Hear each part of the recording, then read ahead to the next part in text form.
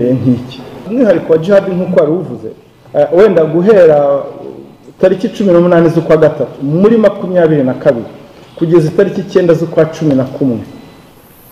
uyu mwaka w'ibihumbi 2025 yarezwe ibirego bigera ku 9 ibirego bigera ku 9 ariko mu busesenguzi bw'ubugenzacyaha bitandatu nibyo byari inshinjacyaha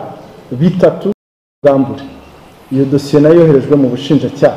tariki ya 13 z'ukwa mbere 2025 yarezwe gutangaza amakuru y'ibihuha no gukangisha gusebanya hifashishijwe amashusho y'urukozasoni yoherejwe mu bushinjacyaha tariki ya 27 z'ukwa 10 uyu mwaka yarezwe gutangaza amakuru y'ibihuha dosiye iracyakorwaho iperereza tariki ya 13 z'ukwa 11 yarezwe gutangaza amakuru y'ibihuha dosiye nayo iracyakorwaho iperereza na tariki ya 9 z'ukwa 11 uyu mwaka yarezwe gukangisha gusebanya hakoresheje amashusho y'urukozasoni ndetse no gutangaza amashusho no gushyira hanze amashusho y'imikoreshereze y'ibitsina dosiye nayo iracyakorwaho iperereza. Ibyo ni ibirego byose iyo ubona bifite aho bihuriye niba atari gutangaza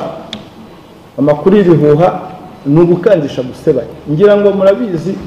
ari n'igihe hari n'undi bari bafatanyije icyo gihe mugenzi we gukangisha gusebanya, aho usanga umuntu runaka yagiranye ikibazo na kanaka yashaka kwihimura kuri uwo muntu